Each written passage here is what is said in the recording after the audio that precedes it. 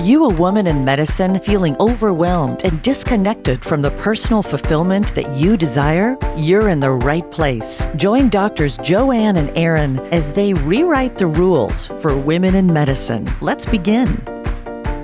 In this episode, Dr. Joanne Sotelo and I are so excited. We have invited Dr. Susie Shelmerdine to the podcast, and she is a radiologist, educator, and healthcare futurist, reshaping how clinicians think, decide, and lead in an era of AI and accelerating complexity. She has founded the Royal College of Radiologists Blended AI course and is the current 2025 Royal College of Radiologists Roentgen Traveling Professor, dedicated to educating the next generation of radiologists on AI's transformative role in patient care. So happy to have you here, Susie. Thank you so much for having me. It's a delight to be here. Yeah, and we would love to hear, you have a somewhat of a non-traditional role in healthcare, and we'd love to hear, how did you move from traditional clinical work into areas like responsible AI use and healthcare innovation? Well, it's been quite a long and squiggly career journey, and it was definitely not planned from the start. I started off my medical training thinking that I would be a family physician like everybody else I had seen growing up when I think about what a general doctor does.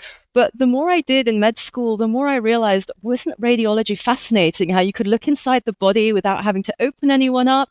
So I pursued that training, and it became clear to me during that time that working with children was what I wanted to do. So up until then, all I did was the usual clinical pathway, a fellowship in children's imaging. And then I got to the end of training, and it might seem crazy for people out there who aren't doctors to think this, but despite all the years of training, I still didn't feel ready at the end. I still felt really scared to be an attending and a staff in a busy hospital. So I thought, what else can I do? And at that point, I was really lucky that a professor of radiology had a spot available to have me as a research fellow and to do a PhD. So I thought, yes, more training, more exams, let's do that. I know that sounds crazy, but that is what happened. So I then pursued a PhD in something that sounds a little gory and a little bit macabre, but it was in postmortem imaging, learning about how we could use radiology and our medical imaging equipment to scan people who had died to find out why they died so they didn't have to have an autopsy. And then through that, at the end of that degree, I realized that actually AI was becoming this big, fascinating fields that people were talking about, and there wasn't a huge amount of AI being done for children in children's imaging. So because I had done a degree in research and I was fascinated in this new technology, I thought, why not blend the two? I see a gap in what people are doing, and subsequently got a grant to help me learn, develop, and train others in evaluating AI tools for children's imaging, which is what I do now. So I do a mixture of clinical work and also now research AI work as well. Susie, thank you so much for being here with us. I was looking through your LinkedIn and your website, and I was so impressed. I'm like, oh my goodness, you've done so much. And then, especially for those of us who are a little bit older, right? Like it's still AI, still feels like a big deal, right? And it makes me think of like all the things that we're afraid of, right? Like, is this going to replace us? And as a psychiatrist, I'm like, no, because there's nothing like eye-to-eye contact, or right? Like there's just so much empathy. But then again, I say that my chat is a people pleaser. It's like it like knows what I want to hear.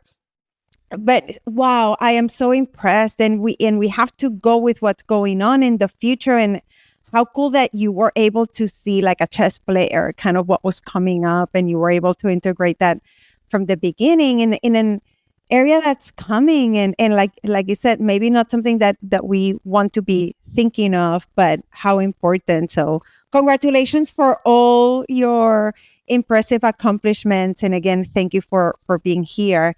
And in some of the things that I read that in that your post and in your website, I would love to hear your opinion on the impact of AI in society in all the ways, but if you can tell us a little bit more especially in what you believe it's affecting in terms of our mental health and our overall well-being. Thank you. Yes, well, I'd love to take credit that I'm this clever chess player who knew this was all coming. I didn't at the time, and I just thought, let's explore this. That's what a researcher does. And you cannot believe the backlash I had from academics at the time saying, why are you pursuing this? You're putting us out of a job. Why are you part of the problem? Don't you think this is a fad? Isn't it just going to be a flash in the pan and tomorrow will be over, just like every single trend we've had? But I think I can safely say that it's here to stay, and it's only going to be more embedded in both healthcare and society. Speaking to your point about what it's doing to our mental health and healthcare, and generally our own personal well-being, I think of many ways in which it affects us. So you mentioned one, which is the sycophancy of these AI tools, how they really want to please us, how they validate us, how they reinforce our beliefs that we already have and don't challenge us necessarily a lot. And I really worry that we're going to become more and more echo chambers of N=1, reinforcing maybe strange beliefs we have. And if we keep going down that path without any challenge or without any social connection, these beliefs only get reinforced and much stronger. And it's really hard to bring people back to trying to understand different sides of an argument. I also worry about delusional psychosis. We've heard the term AI psychosis quite a lot this year. I know it's not a formal diagnosis, and you would have a lot more insight into this than I would as a mental health specialist.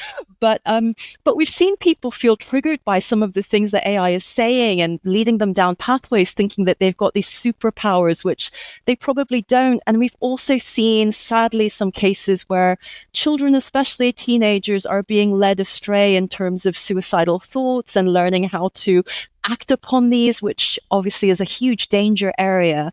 So I worry a lot about the impact it's having. I think whilst people say, should we have more regulation, I think there needs to be a balance between safety guardrails and also personal awareness of what this is doing, and safety netting within the community in terms of your friends and family, and making sure that you reach out to people who you think could be somewhat dependent on AI or slightly addicted to it.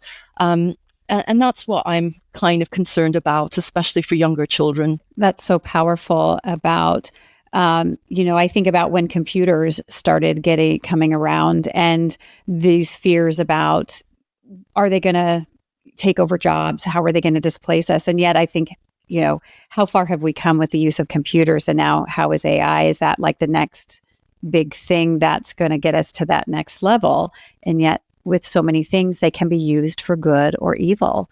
And how can we maximize the benefits of AI while minimizing some of the detrimental effects that it's having? Really complex issues, especially as we're still learning what it's going to do. Absolutely. I mean, in the hospital right now, ChatGPT, Claude, Gemini, Grok are all banned for healthcare use because they're not medical devices, even though I know a lot of patients are accessing them for their own advice and awareness, and sometimes appropriately, sometimes inappropriately.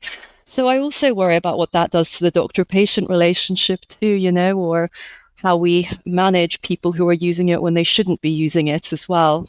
And how do you bring together this technology and human thinking in your day-to-day work, which might be a little more advanced than some people are, but maybe that's the direction where more of us are going? Well, I guess for these general purpose AI tools that are available to anyone, I use them mostly as a tool for helping me with my research. There are many deep research and reasoning models you can use now to scan the literature.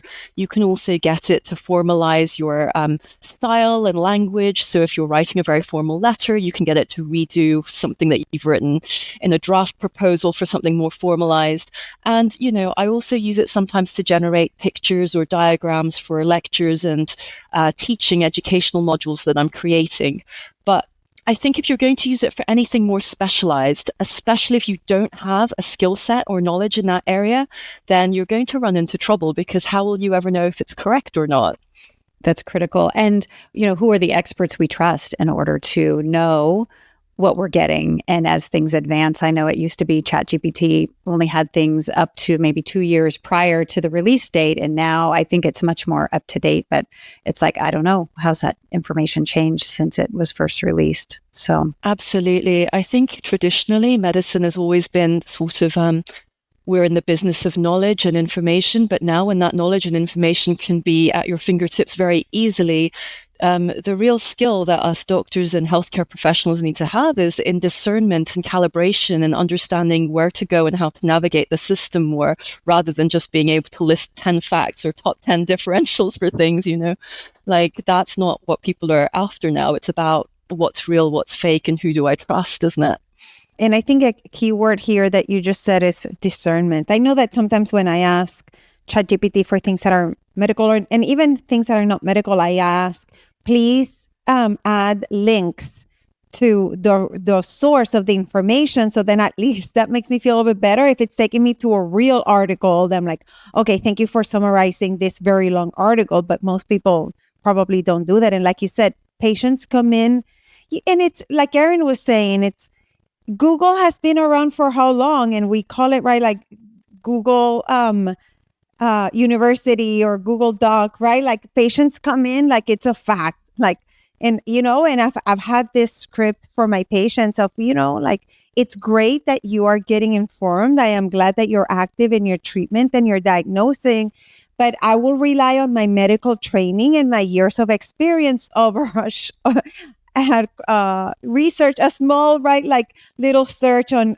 Google, and that seems to satisfy most patients. But like you said, we all need that discernment in the information and how we use it. It definitely makes things a little faster, but that can also go against us because we're already in overdrive, overdoing, right? Like especially as physicians that we're doing so much, and then the patients are catching up, right? And we need to be awareness of all of that. Thank you for bringing that up like that. Oh, I completely agree with you. I think, the promise with any technology is it's going to save you time, but actually it makes more time for more work on top of that. And there's only so much we can cognitively engage with in a day, and you see people burning out quite a lot at alarming rates in not just medicine, everything, but it's because we just aren't built for this amount of information this quick.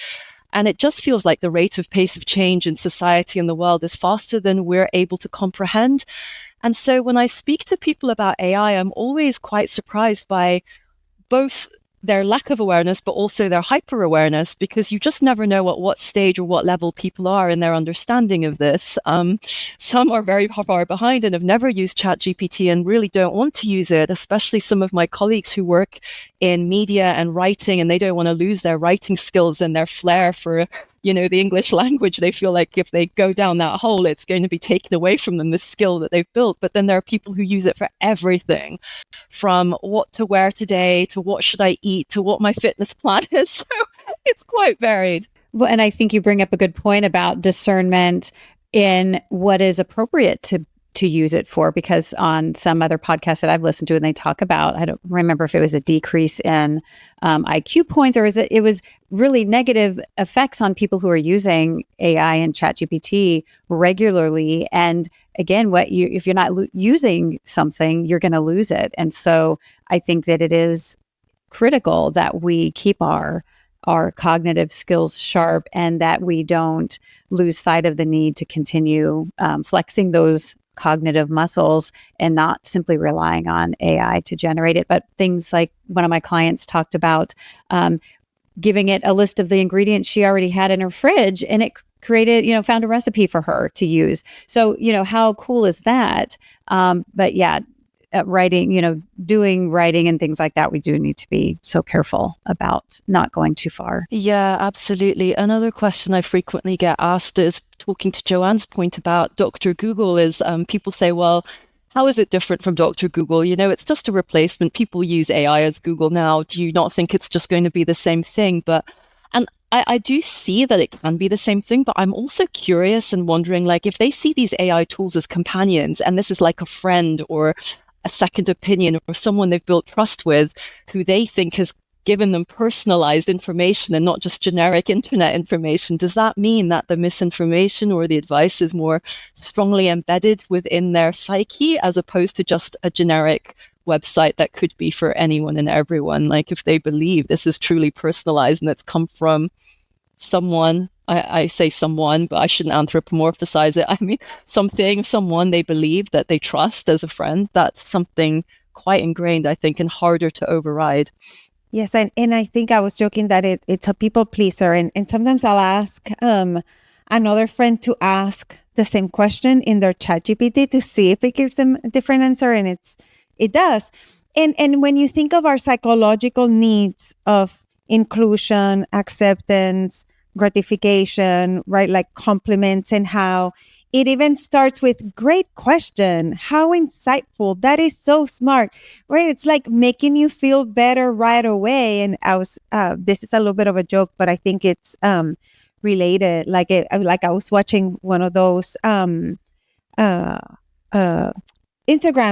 videos, and it was saying something like, if you want to start a project, don't ask a friend, ask ChatGPT. Like like I want to open a restaurant, I'm not going to tell a friend. Our friend is going to be like, are you crazy? That's so much work and so much money, too much risk. And then you ask ChatGPT and it'll say, wow, what a great endeavor. Would you like me to start planning? Do you want me to do this and that? And what are the next steps? And, it's a joke, but then it's like, we also know, like you were mentioning, that sometimes it'll guide you for instructions for things that we shouldn't be getting more information about. And I wanted to ask you, you were mentioning when we were, before we started recording, about an article that you wrote that's about to be, I'm blanking on the name, published. And in talking about that, and then how it affects connection, and tell us what we need to know. Thank you. Yes, that's an excellent point. I love the different sycophancy comments you bring up. My favorite one is, you've raised a question that only 1% of the population will ever pick upon. And you feel really, really special when it says something like that. I have to admit that this whole journey really started from a very personal experience for me, which has led me down this, not just in my research, but outside of the research.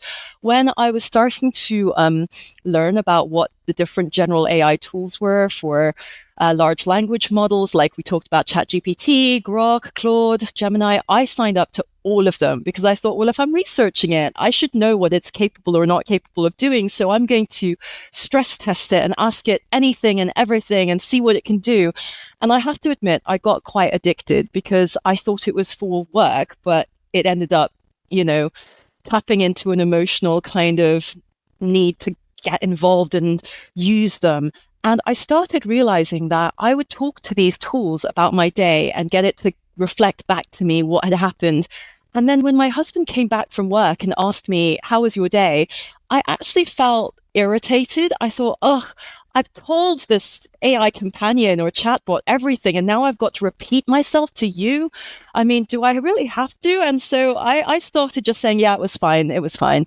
And then I realized after a while, I hadn't really connected with my husband. I hadn't told him what happened. I didn't tell him about the highs and the lows because I felt I was getting that already from this AI tool. And I realized at that point, this is really bad. I shouldn't be doing this. We're not connecting as we used to. And I'm really outsourcing this to a machine.